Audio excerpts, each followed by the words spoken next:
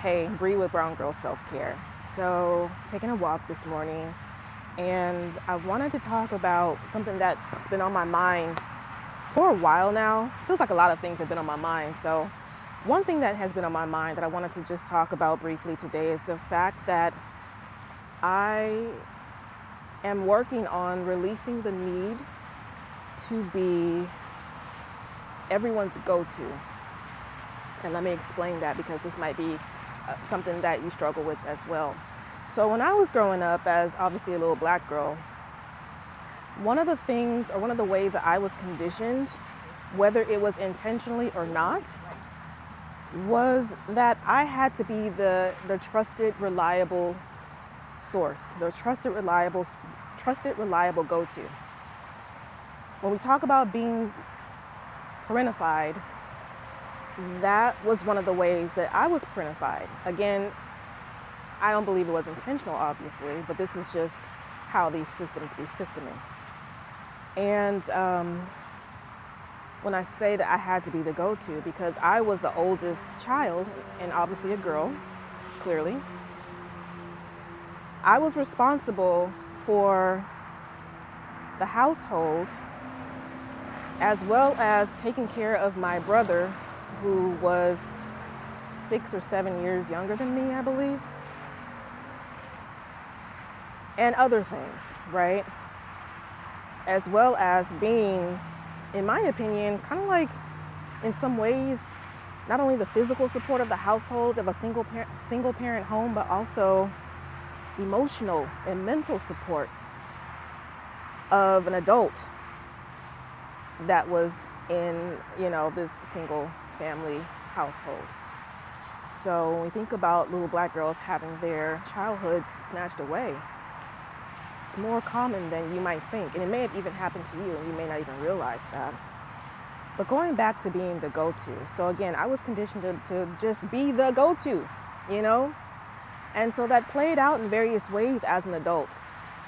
One of the ways is having the need to feel like, at least, I must be the go-to for a lot of people, or like the people in my circle, for example. And if someone in the circle doesn't come to me first, sometimes, I would be a little miffed, even though logically in my mind, I know that, you cannot be everyone's support all the time.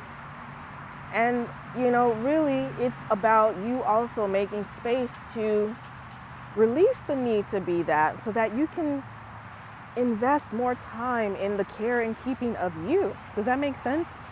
So I know that logically, obviously.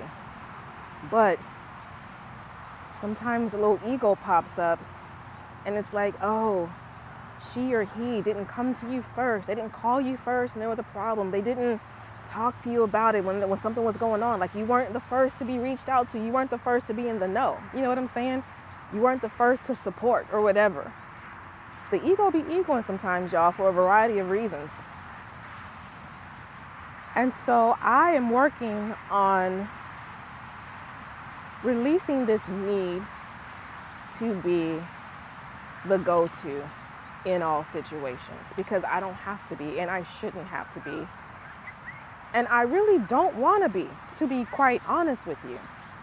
But again, if you've experienced years and years of conditioning that said you must be the person in charge, the child in charge of physical, whatever, emotional, whatever, mental, whatever that capacity or whatever that looked like for you, it can be hard to break those patterns that tell you, or that you've kind of like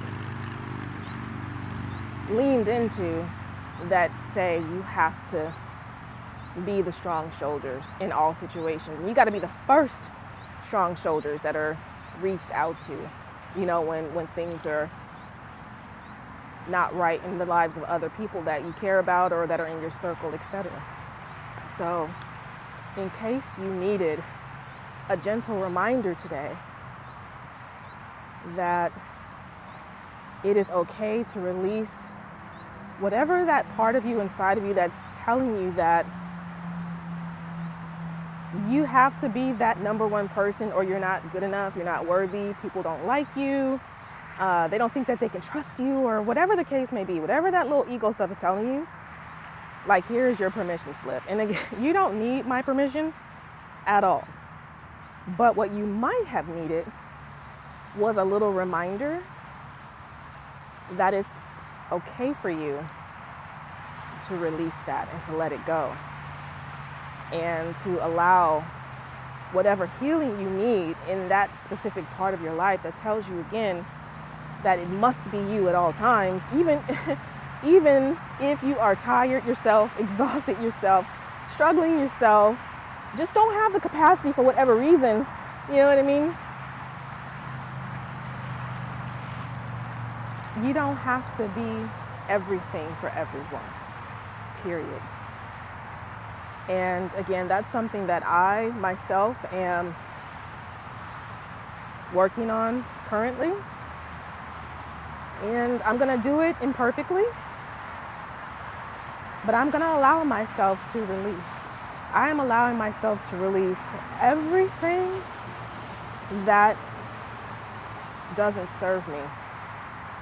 In order to do that, though, there needs to be awareness, and acknowledgement, and having the, I guess, capability of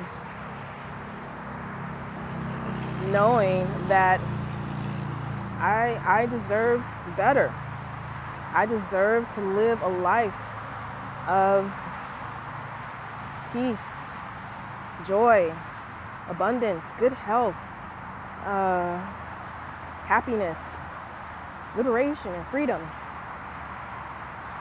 Now, as you release, it doesn't mean that life just perfectly and magically just becomes, everything is just perfect and all that stuff. No, life has ups and downs, ebbs and flows, peaks and valleys. I think that's just a part of life in general. But when it comes to releasing things that no longer serve you, you have permission to do that. You have permission to get what you need. You have permission to do the things that are going to allow you to live and to live well. That's all I had to say.